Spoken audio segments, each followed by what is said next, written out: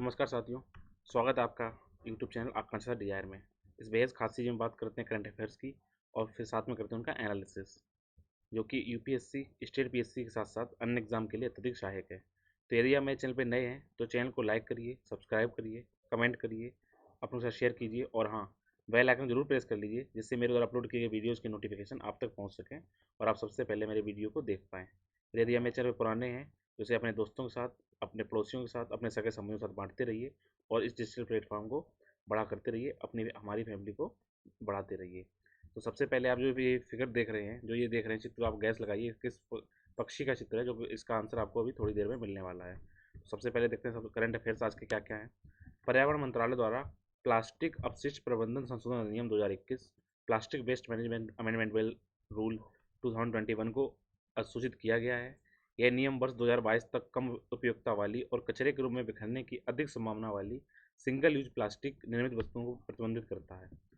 स्वतंत्रता दिवस की पूर्व संध्या पर प्रधानमंत्री नरेंद्र मोदी द्वारा गति शक्ति अवसंरचना योजना का इंफ्रास्ट्रक्चर प्लानिंग की घोषणा की गई है। प्रधानमंत्री मोदी द्वारा राष्ट्रीय हाइड्रोजन मिशन का शुभारंभ करने की घोषणा की गई।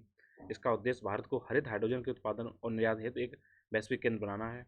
केंद्रीय गृह मंत्रालय द्वारा हाइड्रोमेट्रोलॉजिकल कैलेमिटीज़ के कारण हुई मौतों के आंकड़े जारी कर दिए गए हैं। अगर आपको इस पर इम्पोर्टेंट बात देखनी वो ये है, जल मौसम संबंधी आपदाओं और खतरों में अचानक बाढ़ आना, बादल फटना, भूस्खलन को शामिल किया जाता है। इसके अलावा केरल के जंगली गुल मेहंदी की 3 नई प्रजातियों की खोज की गई है। अभी 15 अगस्त को प्रधानमंत्री मोदी जी ने ये घोषणा की है कि अब सैनिक स्कूलों में लड़कियों को भी प्रवेश मिलेगा। इसके अलावा आज हम बात करेंगे सोनचरिया ऐप के बारे में। तो आइए सबसे पहले देखते हैं उन टॉपिक्स को जिनका लिंक सामान्य अध्ययन 2 से है। सिंगल यूज प्लास्टिक क्या रूल किया गया है। अगर टॉपिक से लिंक देखें, ये सरकारी नीतियों और विभिन्न क्षेत्रों में विकास के लिए हस्तक्षेप, उनके अधिक अवकल्पन कार्यान्वयन के कारण उत्पन्न टॉपिक से है। अगर हम वर्तमान परिदृश्य की बात की जाए, जो 2016 में क्या संशोधन करके इसमें नया रेजोल्यूशन लाया गया है, उससे पहले आपको एक कॉमन जानकारी दे दें कि ऐसे प्लास्टिक जो सिंगल यूज हैं वो कितने टाइम तक हमारे एनवायरनमेंट में रहते हैं। अगर हम जिस पानी में बोतल जिसमें पानी पीते हैं, अगर उसको छोड़ दें, उसको ख़त्म होने में, दोबारा से उसको पूरा ख़त्म होने में 450 साल लगेंगे। अगर हम प्लास्टिक बैग जो थैलियाँ यूज करते हैं आपको सब्जियाँ बनने में, उनको ख़त्म होने में 20 साल लगेंगी। सिगरेट जो पीते हैं उसके पीछे जो फ़िल्टर लगा होता है उसको ख़त्म होने में 10 साल लगेंगे। जो आपने स्ट्रोफोम जो यूज़ करते हैं स्ट्रॉ के अंदर वगैरह, उनको वो हमें कभी ख़त्म नहीं होंगे। कॉफ़ी कप जो होते हैं उनको हम यूज करते हैं, वो 30 साल ख़त्म, अपना जीवन काल ख़त्म होने टाइम लगाएंगे। जिसको हम स्ट्रॉ यूज करते हैं, जो आप मैंगो शेक वगैरह पीते हैं, आपने कोई भी कहीं पे लिया है, उसको ख़त्म होने में 200 साल लगेंगे। प्लास्टिक की जितनी कटलरी है, जो आपने ऑनलाइन ऑर्डर करते हैं खाना, उसके साथ जो कटलरी आती है, उसको भी 100 से अधिक वर्ष लग जाते हैं इनको समाप्त होने। सोचो, एक तो प्लास्टिक हमारे स्वास्थ्य के लिए इतनी हानिकारक है, ऊपर से इनको समाप्त होने में इतना अधिक टाइम लगता है। वर्तमान में जो नियम जारी किए गए उनमें ये बात बोली गई, देश में जो आपको पता है कि जो प्लास्टिक की मोटाई होती है वो माइक्रोन में नापी जाती है। तो उसमें बोला गया है 50 माइक्रोन से कम मोटाई के जो जितने भी कैरी बैग हैं और प्लास्टिक सीट्स जो इनके अंदर निर्माण किए जाएंगे, उनके आयात, उनका भंडारण, उनका डिस्ट्रीब्यूशन, उनकी बिक्री के उपयोग को अब गवर्नमेंट क्या करने वाली है, रोक लगाने वाली है, उनको प्रतिबंधित करने वाली है। इसके साथ ही अगले साल जुलाई में एक श्रृंखला के प्लास्टिक उत्पादों के निर्माण पर प्रतिबंध लगा दिया जाएगा। अगर हम इनमें देखें सिंगल यूज प्लास्टिक के अंदर कौन कौन सी आती हैं, तो उसमें जो ऐसे ईयरबड्स जिनमें छड़ियाँ लगी होती हैं, जो गुब्बारे के प्लास्टिक यूज की जाती है, उनमें जो जो इनमें छड़ियाँ लगाई जाती हैं, प्लास्टिक के झंडे बनते हैं, कैंडी की छड़ियाँ जो होती हैं जो आप टॉफ़ी खाते हैं, आइसक्रीम की जितनी स्टिक होती हैं, जितनी थर्मोकोल होती है, प्लेट, कप, गिलास, कांटे, चम्मच, चाकू, स्ट्रॉ, ट्रे जैसी कटलरी, मिठाई के डिब्बों के चारों ओर लपेटा जाने वाला या पैकिंग करने वाली जो फिल्म होती है, पतली सी शीट जो आप देखते हैं, लेमिनेशन जैसी दिखाई पड़ती है। इसके अलावा जो आपने इनविटेशन कार्ड लगाते हैं, सिगरेट के पैकेट के ऊपर जो रैपर होता है वो इसके अलावा 100 माइक्रोन से कम मोटाई वाले जितने प्लास्टिक या पीवीसी बैनर, जितने स्टीरर होते हैं, वो सारे इसमें क्या होते हैं, शामिल होते हैं। तो आपको बार बार प्रश्न ये समझ में नहीं आ रहा होगा कि सिंगल यूज प्लास्टिक अगर है क्या। सिंगल यूज, जिसको हिंदी में एकल उपयोग प्लास्टिक कहा जाता है, ये क्या है? ऐसी प्लास्टिक का रूप होता है जिसे केवल एक बार हम इस्तेमाल करते हैं, बाकी फिर सीधा उसको फेंक देते हैं। जैसे आपने देखा होगा, आप पानी की बोतल यूज़ करते हैं, पानी की बोतल को फेंक देते हैं, या आपने जैसे रैपर को खोलते हैं उसके ऊपर जो प्लास्टिक उसे हटा देते हैं। इसके अलावा क्या होता है, पुआल है, कप हैं, जितने भी वो क्या होते हैं, इनको आपने यूज किया और फिर रिसाइकिल करने के लिए दोबारा उसको फेंक देते हैं, या रिसाइकिल किया ना किया वो गवर्नमेंट की बात है। इसके अलावा प्लास्टिक पैकेजिंग जो अवशिष्ट होते हैं, अभी तक सिंगल यूज प्लास्टिक के आइटम जाने संबंधी उत्पादों में इनको शामिल नहीं किया गया है। अभी पैकेजिंग प्लास्टिक को भी इसमें शामिल किया जाएगा। अगर कुछ इंपॉर्टेंट फैक्ट की बात की जाए, तो भारत में एक इंसान लगभग एक वर्ष में करीब 11 किलो प्लास्टिक का यूज करता है, जो अभी भी दुनिया में सबसे कम है। प्रति व्यक्ति प्लास्टिक खपत में जो वैश्विक औसत है पूरे वर्ल्ड में एक इंसान 28 किलो करता है, हम केवल 11 किलो कर रहे हैं, लेकिन फिर भी अभी भी ज़्यादा ही है। अगर पूरे भारत में बात की जाए तो लगभग हम क्या करते हैं, 26,000 टन प्लास्टिक का कचरा कचरा उत्पन्न कर देते हैं, जिससे से लगभग 10,000 टन कचरे का एकत्र हम नहीं इकट्ठा करते, यानी 16,000 का तो आपने इकट्ठा किया, एक जगह जाकर रिसाइकिल करने के लिए छोड़ दिया, जबकि 10,000 एक टन क्या है पड़ा रहता है, वो इसमें एनवायरनमेंट में यहाँ की मिट्टी में घुलता रहता है, उसको प्रदूषित करता है। अगर इसकी एक नैतिक रूप से देखें, डायलेमा क्या है कि कुछ बुद्धिजीवी तर्क दे रहे हैं, यदि प्लास्टिक को अन्य उपयोग के लिए ठीक से उनको मैनेजमेंट किया जाए, उनको इकट्ठा किया जाए, रिसाइकलिंग की जाए, तो ये हानिकारक नहीं है। वहीं कुछ लोग ऐसा ही बोल रहे हैं क्योंकि प्लास्टिक क्या होता है, चेंज नहीं करता है, इसके इसलिए इनके जो हानिकारक प्रभाव हैं वो बने रहते हैं, इसलिए इनको क्या करना चाहिए, प्लास्टिक को कम्प्लीटली बैन करना चाहिए। अगर देखें भारत ने इसके लिए क्या प्रयास किए हैं सिंगल यूज प्लास्टिक के लिए, तो भारत ने क्या किया है, पिछले साल 2020 में विश्व पर्यावरण दिवस जो कि 5 जून को मनाया जाता है, उसमें अपने बीट प्लास्टिक पॉल्यूशन के संकल्प को वैश्विक प्रशंसा हासिल की है। इस संकल्प के तहत भारत ने 2022 तक सिंगल यूज प्लास्टिक को खत्म करने का प्रण लिया था, उसी लिए इन्होंने ये संशोधन किया है। इसके अलावा वर्ष 2019 में आयोजित चौथी संयुक्त राष्ट्र पर्यावरण महासभा में भारत ने सिंगल यूज प्लास्टिक उत्पादों के कारण होने वाले प्रदूषण का समाधान करने हेतु एक प्रस्ताव भी पेश किया था कि इसको पूरे विश्व में रखी थी बात को, इसको किया जाए। अगर देखें देश आगे क्या कर सकता है, तो क्या करना चाहिए हमें, स्वच्छ भारत अभियान हम चला ही रहे हैं, उसमें क्या करें, जितने भी प्लास्टिक यूज करें उनको हम क्या करें, रिसाइकिल करने के प्रयास तेज किए जाए, बार बार यूज किया जाए। साथ ही साथ ऐसी प्लास्टिक यूज किए जाए बायोडिग्रेडेबल, अर्थात वो जल्दी से क्या हो उसको खत्म कर सकें, वो मिट्टी में जाके खत्म हो सके। इसके अलावा हम जो खादी के जो बैग हैं, थैले यूज करें, सूती बैग यूज करें। साथ ही साथ हम क्या करें, संग्रह को प्रोत्साहित करना चाहिए। उसके अलावा जो अपशिष्ट बच जाता है उन पर क्या करना चाहिए, उत्पादकों को उन पर फीस लगानी चाहिए, टैक्स लगाने चाहिए, जिससे इनका रिसाइकलिंग हो सके। और सबसे अच्छी बात है, आप जब भी घर से बाहर निकलिए सब्जियां लेने के लिए खुद के बैग लेके जाइए, वहाँ की प्लास्टिक थैलियों का यूज कम से कम करें।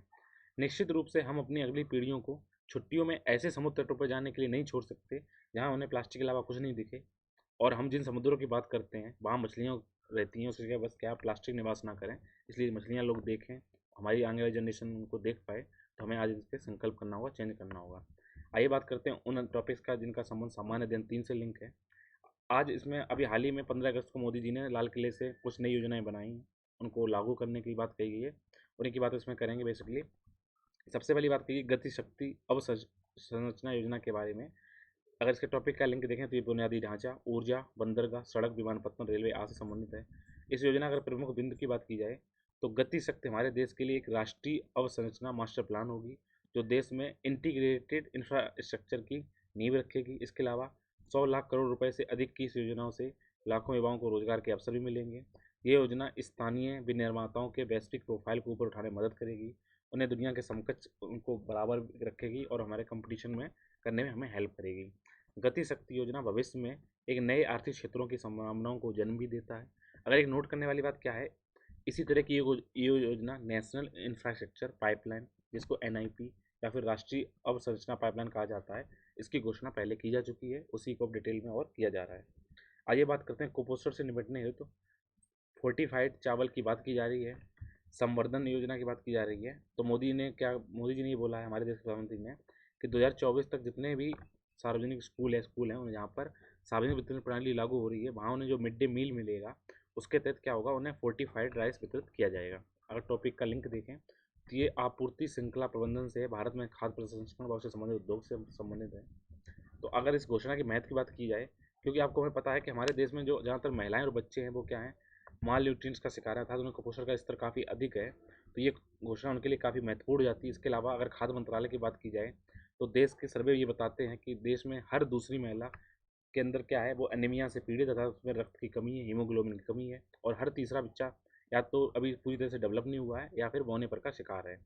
ग्लोबल हंगर इंडेक्स, जो कि हमारी भुखमरी को सूचित करने वाला इंडेक्स है, उसमें टोटल 107 देशों की सूची बनाई गई थी, जिसमें हमारे लिए शर्म की बात है कि हम उसमें किस स्थान पे थे, 94 स्थान पे थे, और इसे भुखमरी से संबंधित गंभीर श्रेणी में हमको रखा गया है, क्रिटिकली क्लास में हमको रखा गया है। इसके अलावा गरीब महिलाओं और गरीब बच्चों में कुपोषण और आवश्यक पोषक तत्वों की कमी उनके विकास में बड़ी बाधा है, कि हम चाहते हैं हम एक ऐसा भविष्य बनाएं देश को कि पूरे वर्ल्ड में हम राज करें, या वर्ल्ड में हम एक पावर की तरह उभरें, लेकिन हमारे जब बच्चे ही सही से नहीं खाना पीना खा रहे हैं, कुपोषण का शिकार होंगे, तो ये हम इसका सपना कैसे दे सकते हैं। अगर देखें इस योजना से कितने बच्चों को फ़ायदा क्या होगा, तो सरकार द्वारा राष्ट्रीय खाद्य सुरक्षा अधिनियम 2013 पास किया गया है। उनके अनुसार विभिन्न योजनाओं के तहत 300 लाख टन से अधिक चावल आज डिस्ट्रीब्यूट किए जा रहे हैं। अगर वर्तमान समय 2021-22 की बात की जाए तो केंद्र सरकार द्वारा जो लक्षित पब्लिक डिस्ट्रीब्यूशन सर्विस है उसके द्वारा और मिड डे मील के द्वारा एकीकृत बाल विकास योजना जैसी योजनाओं के लिए एनपीएसए के लिए तहत 328 लाख टन चावल आवंटित किए जाते हैं। तो अगर हमने कुछ इन्हेंस कर पाए तो शायद ये हमारे लिए काफ़ी फ़ायदेमंद होगा, देश के भविष्य के लिए फ़ायदेमंद होगा। तो अगर खाद्य संवर्धन और फोर्टिफाइड की बात की जाए कि फूड फोर्टिफिकेशन आखिर होता क्या है, तो इनकी एक हमारी संस्था है फसाई। जो आपने देखा होगा जब भी आप कोई खाने वाली चीज़ खरीदते हैं उसके पैकेट के पीछे लिखा होता है फसाई, तो उसकी फुल फॉर्म होती है food safety and standards authority of India. तो ये क्या करते हैं कि स्टैंडर्ड बनाते हैं। इनके अनुसार फूड फोर्टिफिकेशन की परिभाषा ये इस तरह तय की गई है कि किसी खाद्यान्न को पोषणयुक्त बनाने के लिए उसमें सावधानी से आवश्यक जो पोषक तत्व होते हैं अर्थात विटामिन खनिज तत्व की मात्रा में क्या करना है, वृद्धि करना है। इस प्रोसेस को बोलते हैं फूड फोर्टिफिकेशन। इसका उद्देश्य क्या होता है, जो भी आपने खाद्यान्न जो आपूर्ति कर रहे हैं, जो सप्लाई कर रहे हैं, उसमें क्या हो, गुणवत्ता में सुधार हो। केवल आपको ना हो केवल मात्रात्मक चीज़ें मिलती रहें, 10 किलो ना 20 किलो गेहूँ ना मिले, बल्कि उनके पोषण स्तर भी काफ़ी अच्छा रहे और साथ ही साथ उसमें क्या न्यूनतम जोखिम के साथ उपभोक्ताओं को स्वास्थ्य लाभ भी मिलता रहे। अगर फोर्टिफाइड चावल की बात की जाए तो खाद्य मंत्रालय के अनुसार विटामिन और खनिज सामग्री को बढ़ाने के लिए चावल संवर्धन एक लागत प्रभावी और पूरक रणनीति है। फिसाई द्वारा निर्धारित मानदंडों के अनुसार 1 किलो का चावल में अगर हम देखें तो आयरन के 28 मिलीग्राम होना चाहिए, फोलिक एसिड 75 मिलीग्राम होना चाहिए, विटामिन B12 0.75 से लेकर 1.25 माइक्रोन तक का होना चाहिए। इसके अलावा चावल को सूक्ष्म पोषक तत्वों के साथ एकल या संयोजन में उसमें जस्ता, vitamin, vitamin B, vitamin A, vitamin B2, vitamin B3 और विटामिन B6 प्रति किलोग्राम के साथ भी फोर्टिफाइड किया जाए। आइए बात करते हैं राष्ट्रीय हाइड्रोजन मिशन के बारे में। इसको भी प्रधानमंत्री जी ने अभी हाल ही में घोषणा की है। इसका संबंध संरक्षण, पर्यावरण प्रदूषण और क्षरण पर्यावरण प्रभाव आकलन से संबंधित है। इसके अगर बैकग्राउंड की बात की जाए तो वर्ष 2021 के केंद्रीय बजट में वित्त मंत्री निर्मला सीतारमण द्वारा औपचारिक रूप से राष्ट्रीय हाइड्रोजन ऊर्जा मिशन को शुरू करने की घोषणा की गई थी। यहाँ औपचारिक रूप से मतलब क्या है, उसका मेरिजन ये है औपचारिक रूप से, क्योंकि यहाँ पे क्या हुआ था कि ये पहले चल रहा है, बस इनको फॉर्मली बोला गया था, जिनका उद्देश्य देश को हरित ऊर्जा संसाधनों में से हाइड्रोजन का उत्पादन करने में सक्षम बनाना है। अगर हाइड्रोजन ईंधन की बात की जाए तो आपको पता होना चाहिए इसका एटॉमिक नंबर 1 है और इसका मास 1.00794 ग्राम है। अब इसके अगर डिटेल देखी जाए तो हाइड्रोजन जो पीरियोडिक टेबल है उसमें सबसे हल्का और पहला तत्व है। हाइड्रोजन का भार हवा से भी कम होता है, इसलिए क्या होता है ये एटमॉस्फेयर में काफ़ी ऊपर उठकर फैल जाता है और यही कारण है कि अपने शुद्ध रूप में H2 में मुश्किल ही काफ़ी रूप पाया जाता है। 2 इसके अणु मिलते हैं, परमाणु H और S, तब H2 मिलता है, इसलिए लगभग सब में घुल जाता है, इसलिए इसका शुद्ध रूप नहीं मिल पाता है। अगर स्टैंडर्ड टेम्परेचर प्रेशर पर हाइड्रोजन क्या है, एक विषाक्त, गैर विषाक्त, अधात्विक, कोई स्मेल इसके अंदर नहीं है, कोई स्वाद इसके अंदर नहीं है, कोई रंग इसके अंदर नहीं है। इसके अलावा अत्यधिक दहनशील 2 परमाणु गैस है। हाइड्रोजन ईंधन ऑक्सीजन के साथ दहन करने पर कोई ऐसा हानिकारक पॉल्यूशन नहीं निकालती है, इमरजेंसी नहीं करती है। और इसका उपयोग किया जाए तो ईंधन सेलों में इसका उपयोग किया जा रहा है या फिर आंतरिक दहन इंजन में यूज करते हैं। साथ ही साथ जो स्पेस क्राफ्ट हम भेजते हैं उनके अंदर भी इसका ईंधन के रूप में हाइड्रोजन का उपयोग किया जाता है, जो क्रायोजेनिक टेक्नोलॉजी में यूज होता है। आइए बात करते हैं हाइड्रोमेट्रोलॉजिकल कैलामिटीज़ के बारे में, अर्थात जल मौसम संबंधी आपदाओं के बारे में। तो इनकी अगर बात की जाए तो यह आपदा और आपदा प्रबंधन संबंधित अगर इसमें टॉपिक की बात की जाए तो पिछले 3 वर्षों के दौरान देश में जल मौसम संबंधी आपदाओं के कारण लगभग 6,800 लोगों की जान गई है। इन सभी राज्यों में बात की जाए सबसे अधिक मौतें कहाँ हुई हैं, वो हुई हैं पश्चिम बंगाल में हुई हैं। अगर सबसे अधिक घटनाएं देखी जाए तो सबसे अधिक घटनाओं में या तो बादल फटना रहा है, जैसे प्रमुख कारण है बादल फटना। अगर इसमें और जल से संबंधित कारण क्या देखे जाए तो वो क्या होता है, बादल फटना, भूस्खलन, अचानक बाढ़ आना, ये है। तो सबसे अधिक मरे कहाँ पे, पश्चिम बंगाल में जो मौतें हुई हैं, और किससे हुई हैं, वो हुई हैं अत्यधिक वर्षा या बादल फटने से हुई हैं। अगर इसमें भूस्खलन की घटनाएं भी घातक हुई हैं, और भूस्खलन सबसे ज़्यादा कहाँ पे हुआ है, हिमालयी राज्यों में, क्योंकि यहाँ पे ज़्यादातर पहाड़ हैं, पश्चिमी घाट में और कोंकण क्षेत्र में लगभग हर साल ये चीज़ें हो रही हैं। अगर राज्य आपदा प्रतिक्रिया कोष, स्टेट डिजास्टर रिस्पॉन्स अगर फंड की बात की जाए, केंद्र द्वारा जारी की गई धनराशि के संदर्भ में सबसे अधिक धनराशि महाराष्ट्र को आवंटित की गई इसके थ्रू। पिछले 3 वर्षों में पश्चिम बंगाल को 4 उष्णकटिबंधीय चक्रवातों, जिसमें फानी 2019 में, बुलबुल नवंबर 2019 में, अम्फान मई 2020 में और यास मई 2021 तक का सामना करना पड़ा है। तो आपदा प्रबंधन देखते हैं क्या होता है। तो डिजास्टर मैनेजमेंट एक्ट 2005 के तहत आपदा प्रबंधन को कुछ उद्देश्यों के लिए बनाया गया था।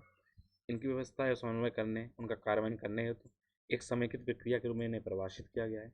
तो आपदा प्रबंधन हम करते क्या हैं? सबसे पहले क्या करते हैं, जो आपदा खतरे हैं उनका निवारण करते हैं, किसी आपदा या उसके जो रिजल्ट होते हैं उनके जोखिम को कम करने का प्रयास करते हैं। एनडीआरएफ आपको पता है, नेशनल डिजास्टर रिलीफ जो फोर्स होता है वो उसमें वर्क करता है। कभी कभी फिर अगर ज़्यादा हानिकारक अगर कोई होती डेंजर आती है तो क्या होता है, फिर हम अपने पैरामिलिट्री फोर्स को भी इसमें इन्वॉल्व करते हैं। किसी आपदा से निपटने की तैयारी करते हैं, आपदा से निपटने में तत्परता है, रिस्पॉन्स देने हो तो किसी आपदा के प्रभावों की गंभीरता का आकलन करते हैं, ये बचाव राहत कार्य देते हैं, और फिर जब अगर आपदा आ जाती है उनका पुनर्वास और पुनर्निर्माण में हेल्प करते हैं। आइए कुछ छोटे टॉपिक को देखते हैं जो इंपॉर्टेंट है। केरल के जंगली गुल मेहंदी की 3 नई प्रजातियाँ खोजी गई हैं। तो इसका सबसे पहले फोटो देखें तो ये है गुल मेहंदी। इसकी ऊंचाई लगभग यहाँ पे देखिए 5 सेंटीमीटर दिखाई गई है। तो इस टाइप की दिखती है गुल मेहंदी। इसकी नई प्रजातियाँ खोजी गई हैं। इस प्रजाति को पौधे को अगर केरल में देखें, मलयालम इसको क्या बोलते हैं, काशी थुम्बा के नाम से जाना जाता है। ये क्वेश्चन आते हैं कभी कभी 1 नंबर में। इन प्रजातियों को दक्षिणी केरल के पश्चिमी घाट क्षेत्र में और यहाँ के इडुक्की जिले में खोजा गया है। इन तीनों प्रजातियों के 2 का नामकरण कम्युनिस्ट दिग्गज और पूर्व मुख्यमंत्री BS अच्युतानंद और पूर्व स्वास्थ्य मंत्री के सैलजा के नाम पर इनको 2 नाम दे दिए गए हैं। आइए बात करते हैं कि अभी हाल ही में 15 अगस्त को मोदी जी ने लाल किले के प्राचीर से घोषणा की है कि लड़कियों के लिए भी अब सैनिक स्कूलों में लड़कियों को भी क्या मिलेगा, प्रवेश मिलेगा। ये 75वें जो स्वतंत्रता दिवस के अवसर पर राष्ट्र के नाम पर अपने संबोधन में लड़कियों के लिए सैनिक स्कूल खोले जाने की प्रधानमंत्री जी ने घोषणा की है। आपको बता दें, सैनिक स्कूल अप्रैल 1957 से अक्टूबर 1962 तक केंद्रीय रक्षा मंत्री रहे BK कृष्ण मेनन के दिमाग की उपज है। मेनन ने इस विचार की कल्पना 1961 में की थी। तो जो BK कृष्ण मेनन है उन्होंने सैनिक स्कूल को बनाया है। ये स्कूल केंद्रीय रक्षा मंत्रालय के तहत सैनिक स्कूल सोसाइटी द्वारा चलाए जा रहे हैं। आइए बात करते हैं सोन चिड़िया बारे में। ये कोई चिड़िया का नाम नहीं है, मैंने जो स्टार्टिंग में आपको चिड़िया दिखाई थी वो एक्चुअली सोन चिड़िया थी। सुशांत राजपूत की मूवी भी आई थी जिसमें भूमि पेडनेकर मुख्य भूमिका में थी। सोन चिड़िया, मनोज वाजपेयी भी थे। ये उससे भी लिंक नहीं है। ये लिंक क्या है, आवास और शहरी कार्य मंत्रालय हैं, उन्होंने जो वहाँ के शहर के जो स्वयं सहायता समूह हैं, सेल्फ हेल्प ग्रुप हैं, उनके उत्पादों की मार्केटिंग करने के लिए क्या बोला गया है, सोन चिड़िया ब्रांड और लोगो लॉन्च किया है। जिससे उन्होंने एक लोगो बनाया सोन चिड़िया का, और उस ब्रांड से वो क्या करेंगे, उनके जो भी वो प्रोडक्ट बनाएंगे उनको क्या करेंगे, सेल करेंगे इस ऐप के थ्रू। यह पहल शहरी स्वयं सहायता समूहों की महिलाओं द्वारा बनाए गए उत्पादों के लिए बढ़ी हुई उनकी विजिबिलिटी और वैश्विक पहुंच की दिशा में एक सही कदम साबित होगा। तो ये आप देखना, जो ये सोच रही है क्या है, एक मार्केटिंग ऐप है जो किसके लिए, जो शहर में जो महिलाएं हैं उनके सेल्फ हेल्प ग्रुप हैं, उनके द्वारा जो डिलीवरी की जाएगी सामानों की, उनके द्वारा ये किया गया है। तो इसी के साथ आज के प्रमुख करंट अफेयर्स उनका एनालिसिस कंप्लीट होता है। उम्मीद है आपको ये अच्छा लगा होगा। इसी तरह के और करंट अफेयर्स को सुनने के लिए, जानने के लिए जुड़े रहिए आप मेरे चैनल आकांक्षा डिजायर पर। Thank you.